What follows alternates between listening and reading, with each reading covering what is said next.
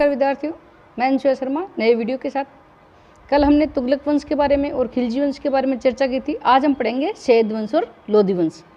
तो कल हमने देखा था कि जो तुगलक वंश का अंतिम शासक था नासिरुद्दीन, उसके समय 1398 ईस्वी में तैमूर ने दिल्ली को लूटा था।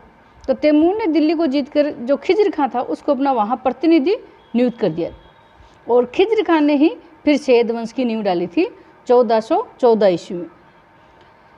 ये जो खिज्र खां था उसने ना तो सुल्तान की उपाधि धारण की और ना ही अपने नाम के कोई सिक्के चलाए, यानी सुल्तान की उपाधि धारण न करके इसने रैयत-ए-आला का पद धारण किया। रैयत-ए-आला का मतलब है कि ये तैमूर का रैयत है, मतलब उसका अधीन है। इसके बाद मुबारक शाह शासक बना था, उसने सर्वशाह की उपाधि धारण की। खिज्र खां के बाद उसका पुत्र मुबारक शाह बना था जिसने एक उपाधि धारण की, सर्वशाह की उपाधि।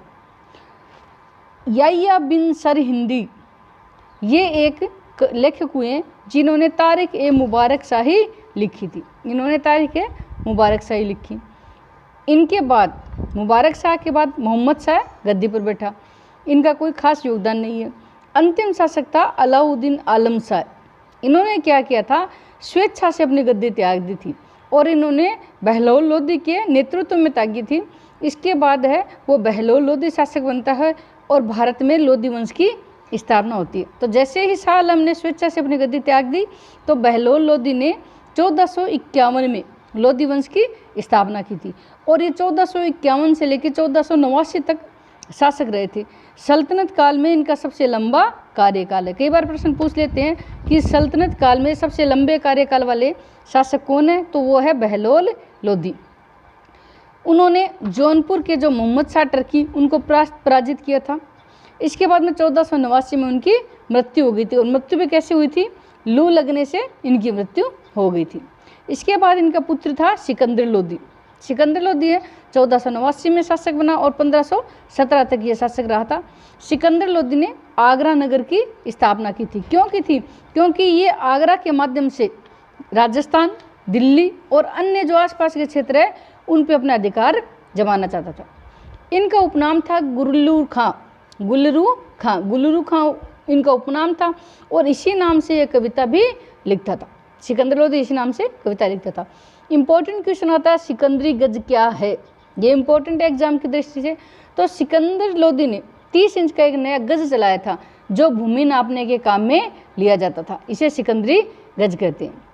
इसने एक बार बीच में ब्राह्मणों पर जजिया कर हटा दिया था, लेकिन इन्होंने ब्राह्मणों पर पुनः जजिया कर लगाया और इनकी मृत्यु हुई थी आगरा में। इनके बाद दिल्ली के सिंहासन पर बैठे थे इब्राहिम लोदी। इब्राहिम लोदी 1517 ईस्वी में दिल्ली की गद्दी पर बैठा और 1517 और 18 के बीच में राणा सांगा, राजस्थान में मेवाड़ में राणा सांगा का शासन था उसमें, और इब्राहिम लोदी के मध्य खातौली का युद्ध हुआ जिसमें ये हार गया था। इब्राहिम लोदी हार गया था। इसके बाद में 21 अप्रैल 1526 में, ये इम्पोर्टेंट है, 21 अप्रैल 1526 में बाबर और इब्राहिम लोदी में पानीपत का प्रथम युद्ध हुआ था। ये पानीपत का प्रथम युद्ध हुआ था बाबर और इब्राहिम लोदी के मध्य। तो बाबर को भारत पे किसने निमंत्रण दिया था? इनके चाचा था आलम खां। उन्होंने और राणा सांगा ने इनको बुलाया था बाबर को कि आप आओ, हम आपका सहयोग करेंगे और आप भारत की गद्दी पे बैठो। अब इस युद्ध में क्या हुआ? इस युद्ध में बाबर की विजय हुई और इब्राहिम लोदी युद्ध में मारा गया। ये पहला सल्तनतकालीन शासक था जो युद्ध में मारा गया था। और भारत में अब क्या होता है, दिल्ली सल्तनत का अंत होता है। पानीपत के प्रथम युद्ध से दिल्ली सल्तनत का अंत होता है और इसी युद्ध से सल्तनत काल का अंत होता है और इसी युद्ध से भारत में मुगल वंश की स्थापना होती है। तो विद्यार्थियों, यहाँ अपना ये सल्तनत काल खत्म हो जाता है। अब हम थोड़ा सा सल्तनत काल के प्रशासन के बारे में अध्ययन करेंगे। प्रशासन में सबसे पहला ऊपर तो था सुल्तान। अब ये सुल्तान है, सुल्तान के हाथों में संपूर्ण प्रशासन की शक्ति होती थी। सारा प्रशासन का संचालन है वो सुल्तान के द्वारा ही किया जाता था। और सुल्तान की उपाधि है वो सबसे पहले धारण किसने की थी? मोहम्मद गजनबी ने। मोहम्मद गजनबी सुल्तान की उपाधि धारण करने वाला पहला शासक था और सुल्तान ही प्रधान न्यायाधीश होता था। न्यायाधीश मतलब सारे फैसले ये सुल्तान ही करता था। इसके बाद में अमीर होते थे। तो अमीर एक दल होता था, अमीर कोई एक वर्ग होता था, पद नहीं है ये। तो सुल्तान की शक्ति पर इस अमीर वर्ग का प्रभाव रहा था, सुल्तान की शक्ति पर इस अमीर वर्ग का प्रभाव रहा। आपको मैंने पढ़ाया भी था इल्तुतमिश के समय कि इसने 40 अमीरों का एक दल बनाया था, चहलगामी। ये चहलगामी क्या करता था, ये अमीर लोग ही क्या करते थे, सुल्तान की जो शक्ति थी उस पर इनका प्रभाव होता था। और अमीर भी दो वर्ग होते थे, एक तुर्क वर्ग के अमीर होते थे और एक गैर तुर्क होते थे। तो इन अमीरों को क्या होता था कि शासन में जो इनकी योग्यता थी उनके अनुसार इनका दरबार में प्रभाव था। जैसा जो व्यक्ति योग्य होगा दरबार में उसको इतना ही प्रभावशाली पद मिलता था। इसके बाद में एक मंत्री परिषद होती थी, जैसे भारत के प्रधानमंत्री की मंत्री परिषद है वैसे ही उस समय भी एक मंत्री परिषद होती थी, केंद्रीय मंत्री परिषद। इसमें मुख्यतः 4 मुख्यमंत्री होते थे मंत्री परिषद में। जैसे इनके नाम है, जैसे दीवाने वजारत, ये इनके पास उस समय वित्त विभाग था। मुस्तौफी, ये महालेखा परीक्षा का कार्य करते थे। खजीन, उनको खजांची कहते थे। और एक था मजूमदार या मजमादार, जो हिसाब के संग्रह करता थे और हिसाब लिखते थे। इसके अलावा जो प्रमुख और विभाग उस समय दिल्ली सल्तनत में जो होते थे वो विभाग थे, जैसे दीवाने इंसा। दीवाने इंसा का मुख्य कार्य क्या था, ये शाही पत्र व्यवहार करते थे। जितने भी पत्र व्यवहार होते थे वो दीवाने इंसा के द्वारा किए जाते थे। इसके अलावा दीवाने रियासत विदेश मंत्री की तरह होता था। अन्य देशों से जितने भी संबंध होते थे उनका कार्यकाल दीवाने रियासत करता था।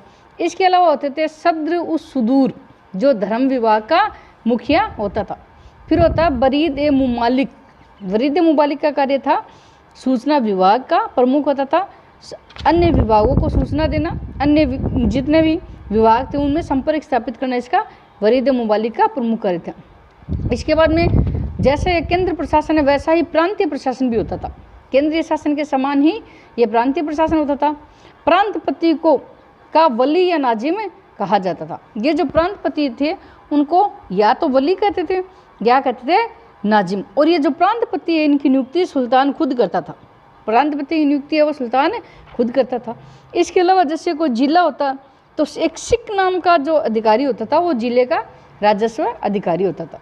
कई बार खम्स के बारे में पूछ लेते हैं, खम्स क्या है खम्स, तो युद्ध में जो लूट के सामान होते धन उसको खम्स कहा जाता था। तो विद्यार्थियों ये अपना सल्तनत काल खत्म हो जाता है। अगले अध्याय में हम मुगल काल के बारे में चर्चा करेंगे। धन्यवाद।